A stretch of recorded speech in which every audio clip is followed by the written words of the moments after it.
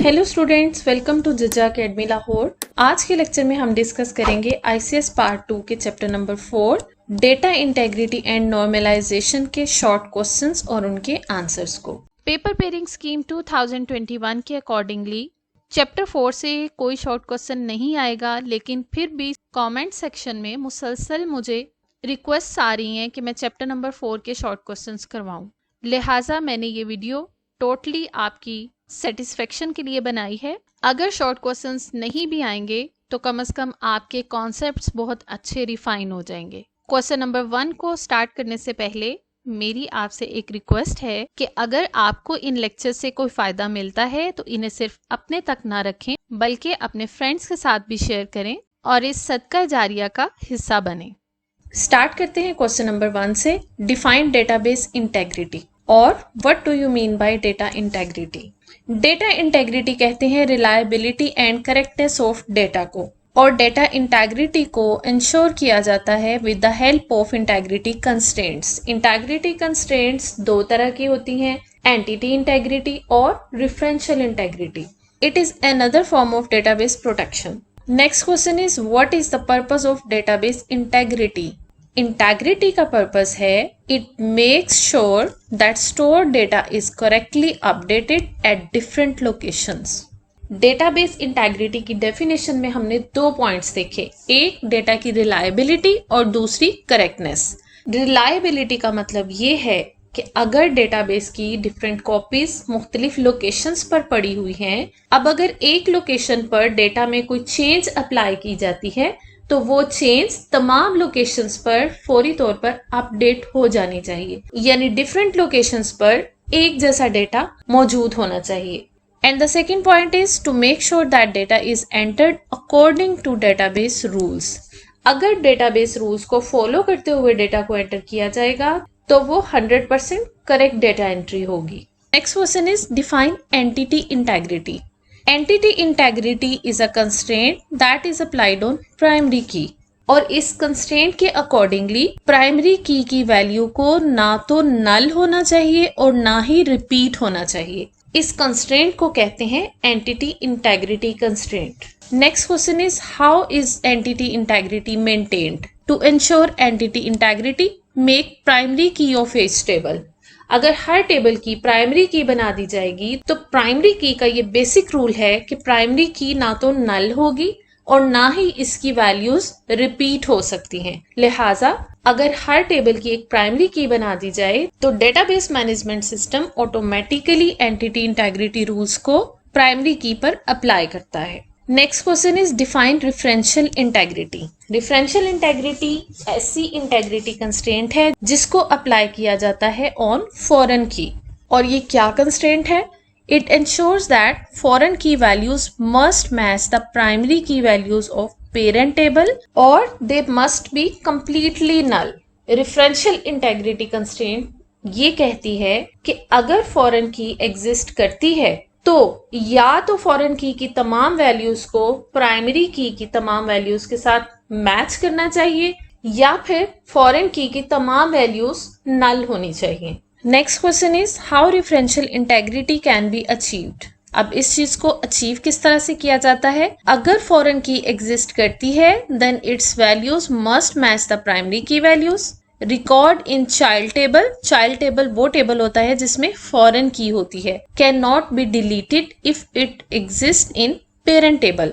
अगर child table वाला record parent table में भी एग्जिस्ट करता है तो उस रिकॉर्ड को चाइल्ड टेबल में से तब तक रिमूव नहीं किया जा सकता जब तक कि वो पेरेंट टेबल से रिमूव ना हो जाए। नेक्स्ट पॉइंट क्या है? प्राइमरी की value can not be changed in parent table if corresponding record exist in child table. इस पॉइंट का मतलब है कि पेरेंट टेबल के किसी भी रिकॉर्ड में प्राइमरी की वैल्यू को चेंज नहीं किया जा सकता अगर वही रिकॉर्ड चाइल्ड टेबल में एग्जिस्ट करता है। तो इन पॉइंट्स को फॉलो करते हुए referential integrity can be achieve. Next question is how data redundancy is controlled in relational databases. Redundancy can be controlled by normalising the relation. हम जानते हैं कि नॉर्मलाइजेशन के प्रोसेस में पहली स्टेज पर तमाम रिपीटेटिव ग्रुप्स को रिमूव कर दिया जाता है। इससे रिडंडेंसी खत्म हो जाती है या कंट्रोल हो जाती है।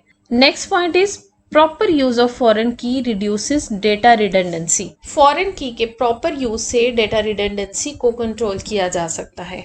नेक्स्ट क्वेश्चन है what is normalization. Normalization is a process that is used to make tables more simple, more understandable and more reliable. And there are three forms of normalization. First normal form, which is also known as 1NF, second normal form 2NF, and third normal form 3NF.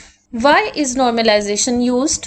Normalization को हम इस्तेमाल क्यों करते हैं? It creates suitable set of relations for storing data. इसका मतलब ये है कि normalization provides well structured relations to store data. Normalization के प्रोसेस का एक ये भी फायदा है कि it identifies and corrects errors of relational databases. मिसाल के तौर पर एनोमलीज को रिमूव करना which is also a part of normalization and produces a new set of relations. Next question is define functional dependency with examples. Functional dependency is a relationship between different attributes. If value of one attribute is known, it is possible to obtain the value of another attribute. अगर एक attribute की value का पता हो तो उस attribute की मदद से हम दूसरे attribute की values को find out कर सकते हैं। इस तरह के relationship को या इस तरह की dependency को कहते हैं functional dependency। और इसको रिप्रेजेंट किया जाता है एरो के साइन से। जिस तरफ एरो का हेड पॉइंट करता है वो वाला एट्रीब्यूट, जैसे इस एग्जांपल में attribute B is functionally dependent on attribute A. Next question is define synonym. Synonyms की डेफिनेशन हमने देखी थी, different names used for same attributes. इस एग्जांपल में देखते हैं, यहाँ पर दो टेबल्स हैं, आइटम का टेबल और सप्लायर का टेबल। इन टेबल्स के एट्रीब्यूट्स को अगर देखें तो सप्लायर कोड और सप्लायर के टेबल में सप्लायर आईडी, इन दोनों एट्रीब्यूट्स के नाम डिफरेंट हैं लेकिन इनका काम या इनका फंक्शन एक ही है। These attributes are examples of synonym. और नीचे वाला टेबल आपकी एडिशनल इंफॉर्मेशन के लिए प्रोवाइड किया गया है कि इस तरह की प्रॉब्लम को, सिनोनिम की प्रॉब्लम को हमने सॉल्व किस तरह से करना है। तो इसका सिंपल सोल्यूशन ये है कि आप दोनों एट्रीब्यूट्स को सेम नेम दे दें, यानी इन एट्रीब्यूट्स का नाम सेम होना चाहिए। चाहे तो आप इसे सप्लायर कोड कर दें, चाहे तो आप इसे सप्लायर आईडी कर दें, लेकिन क्योंकि दोनों का फंक्शन एक है तो इनका नाम भी एक ही होना चाहिए। Okay, next question is what is homonym.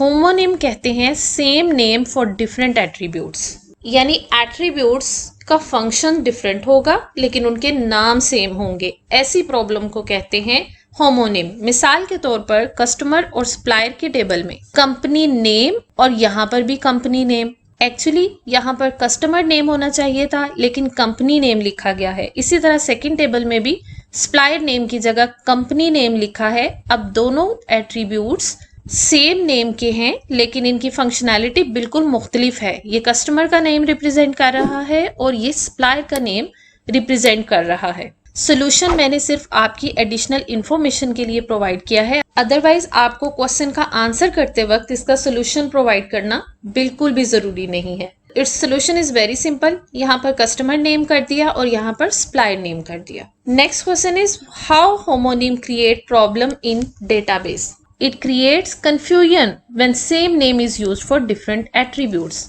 और इसके लिए हमें क्या करना चाहिए? We should use unique attribute names to avoid confusion. Next question is define repeating groups. Repeating groups कहते हैं दो या दो से ज्यादा attributes having same type of data. मिसाल के तौर पर age और date of birth, ये repeating groups हैं क्योंकि age का आइडिया लेने के लिए आप या तो date of birth के attribute को यूज करेंगे या फिर एज के एट्रीब्यूट को यूज करेंगे। और इसका सोल्यूशन ये होगा कि या तो एज का एट्रीब्यूट रख लिया जाए या फिर डेट ऑफ बर्थ का एट्रीब्यूट यूज किया जाए, लेकिन दोनों नहीं। Define mutual exclusiveness of data. This problem occurs in those tables in which two or more attributes have values in the form of yes or no. कई attributes में जो values insert होती हैं वो येस या नो की form में enter होती हैं। मिसाल के तौर पर एम्प्लॉय के टेबल में यहाँ पर दो एट्रीब्यूट्स यूज हुए हैं, मैरिड और सिंगल। सपोज करें कि एक एम्प्लॉय की डाटा एंट्री करते वक्त मैरिड की एंट्री भी येस हो और सिंगल की एंट्री भी येस हो। अब प्रॉब्लम क्या आएगा कि एक वक्त में एक एम्प्लॉय या तो मैरिड हो सकता है या फिर सिंगल हो सकता है, लेकिन अगर दोनों एंट्रीज में येस आ जाता है तो इस टाइप के प्रॉब्लम को कहते हैं म्यूचुअल एक्सक्लूसिवनेस ऑफ डेटा। और इसका सोल्यूशन ये है कि ऐसा एट्रीब्यूट रखा जाए जिसमें इस तरह की कंफ्यूजन ही क्रिएट ना हो, यानी मैरिटल स्टेटस या तो एक इंसान मैरिड होगा या फिर वो सिंगल होगा। How first normal form is achieved, record की हर एंट्री में एटॉमिक वैल्यूज हो और रिपीटिंग ग्रुप्स ना हो। अगर इन दोनों कंडीशंस को फुलफिल कर दिया जाए तो टेबल फर्स्ट नॉर्मल फॉर्म में आ जाएगा। हमारे पास दो मेथड्स हैं जिनके जरिए से फर्स्ट नॉर्मल फॉर्म को अचीव किया जा सकता है। Method number 1 is enter proper data in blank fields. Table में जितनी भी ब्लैंक फील्ड्स होंगी उनमें प्रॉपर डेटा इंसर्ट कर दिया जाए, यानी टेबल के हर सेल में प्रॉपर डेटा को इंसर्ट किया जाए। और सेकंड मेथड ये है create a separate relation for repeating groups. अगर आपने ब्लैंक फील्ड्स को फिल नहीं करना तो फिर एक सेपरेट रिलेशन बना दे हर रिपीटिंग ग्रुप के लिए। इसकी मजीद डिटेल देखने के लिए आप मेरे लेक्चर को व्यू कर सकते हैं। Okay, next question is what is partial dependency in relation. One or more non-key attributes are functionally dependent on a part of primary key. अगर एक या एक से ज्यादा non-key attributes functionally dependent हो प्राइमरी की के किसी एक पार्ट पर, यानी पूरी प्राइमरी की पर नहीं बल्कि प्राइमरी की के एक पार्ट पर अगर डिपेंड करे तो ऐसी डिपेंडेंसी को कहते हैं पार्शियल डिपेंडेंसी। प्राइमरी की एट्रीब्यूट्स को की एट्रीब्यूट्स कहते हैं और बाकी जितने भी एट्रीब्यूट्स टेबल में होते हैं वो सब के सब नॉन की एट्रीब्यूट्स कहलाते हैं। मिसाल के तौर पर ये एम्प्लॉय का एक टेबल है, इसके एट्रीब्यूट्स में से देखें प्राइमरी की एक कंपोजिट प्राइमरी की है, यानी दो पार्ट्स या दो एट्रीब्यूट्स पर मुश्तमिल है जिसमें एम्प्लॉय आईडी है और कोर्स टाइटल है। अब बाकी जो नॉन की एट्रीब्यूट्स हैं उन्हें देखा जाए तो इनमें से एम्प्लॉय नेम, डिपार्टमेंट नेम और सैलरी, ये तीन एट्रीब्यूट्स प्राइमरी की के पहले पार्ट पर डिपेंड कर रहे हैं, यानी एम्प्लॉय आईडी पर। और अगर डेट कंप्लीटेड के एट्रीब्यूट को देखें तो ये प्राइमरी की के फुल पार्ट्स कंप्लीट प्राइमरी की पर डिपेंड कर रहा है। इस टाइप की फंक्शनल डिपेंडेंसी को कहते हैं partial dependency. Next question is when is a relation in second normal form. Table second normal form में कब होता है? Number 1, relation must be in first normal form. Table को फर्स्ट नॉर्मल फॉर्म में होना चाहिए और there should be no partial dependency between non key attributes. इसका मतलब यह है कि तमाम नॉन की एट्रीब्यूट्स को कंप्लीट सेट ऑफ प्राइमरी की पर डिपेंड करना चाहिए। यहाँ पर आप एग्जाम्पल में देख सकते हैं कि ये रिलेशन था 2NF से पहले यानी फर्स्ट नॉर्मल फॉर्म में, और ये सेकेंड नॉर्मल फॉर्म में आ चुका है after removing partial dependency. Next question is define transitive dependency. Transitive dependency कहते हैं ऐसी डिपेंडेंसी को जिसमें एक या एक से ज्यादा नॉन की एट्रीब्यूट्स किसी दूसरे नॉन की एट्रीब्यूट पर फंक्शनली डिपेंड कर रहे हो। एक्चुअली रूल ये है कि हर नॉन की एट्रीब्यूट को प्राइमरी की एट्रीब्यूट पर फंक्शनली डिपेंडेंट होना चाहिए। अगर नॉन की एट्रीब्यूट प्राइमरी की के किसी पार्ट पर डिपेंड कर रहा है तो ऐसी डिपेंडेंसी को हम कहेंगे पार्शियल डिपेंडेंसी। और अगर कोई नॉन की एट्रीब्यूट किसी दूसरे नॉन की एट्रीब्यूट पर डिपेंड कर रहा है जो कि फर्दर प्राइमरी की पर डिपेंड करता है तो ऐसी डिपेंडेंसी को हम कहते हैं ट्रांजिटिव डिपेंडेंसी। मिसाल के तौर पर रीजन जो कि एक नॉन की एट्रीब्यूट है वो डिपेंड कर रहा है सेल्समैन पर। सेल्समैन भी एक नॉन की एट्रीब्यूट है और सेल्समैन डिपेंड कर रहा है कस्टमर आईडी पर and customer ID is a primary की, यानी एक नॉन की एट्रीब्यूट दूसरे नॉन की एट्रीब्यूट पर डिपेंड कर रहा है और फिर वो नॉन की एट्रीब्यूट प्राइमरी की पे डिपेंड कर रहा है। यहाँ पर एक नॉन की एट्रीब्यूट का किसी दूसरी नॉन की एट्रीब्यूट पर डिपेंड करना is called transitive dependency.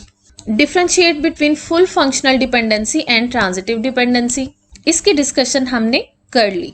Next question है differentiate between partial dependency and transitive dependency, इसको भी मैंने आपको एक्सप्लेन कर दिया। नेक्स्ट क्वेश्चन देखते हैं define third normal form. A relation will be in third normal form if the following rules are applied in it. Number 1, relation should be in second normal form. ये third normal form नहीं है, it's second normal form. एक typing mistake हो गई. Okay, relation should be in second normal form और no transitive dependency exists.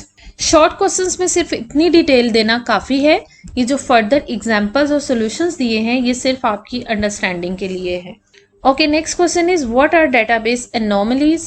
Only list their names. Database anomalies क्या होती हैं? इनके नाम बताएं. एनोमलीज कहते हैं एरर्स को. नेक्स्ट क्वेश्चन भी यही है, डिफाइन डेटाबेस एनोमलीज. तो इन दोनों का सोल्यूशन हम देख लेते हैं. ऐसी प्रॉब्लम्स जो डेटा रिडंडेंसी की वजह से क्रिएट होती हैं उन्हें कहते हैं anomalies. And the anomalies affect the process of insertion, deletion and modification. अगर रिडंडेंसी की वजह से एनोमलीज क्रिएट हो जाए तो हमें प्रॉब्लम क्या आता है जब हम डेटा को इंसर्ट करने की कोशिश करें, डिलीट करने की कोशिश करें या टेबल में डेटा को मॉडिफाई करने की कोशिश करें. और इन प्रॉब्लम्स के नामों पर ही एनोमलीज की टाइप्स भी हैं, जैसा कि इंसर्शन एनोमली. ये एनोमली तब आती है जब हम डेटा को इंसर्ट करने की कोशिश करते हैं. Deletion anomaly and modification anomaly, यानी जब डिलीट या मॉडिफाई करने की कोशिश करें तो जो हमें प्रॉब्लम्स आते हैं, जो एरर्स आते हैं, उन्हें कहते हैं anomalies. Thank you for watching और मजीद इंफॉर्मेटिव वीडियोस के लिए चैनल को सब्सक्राइब करें.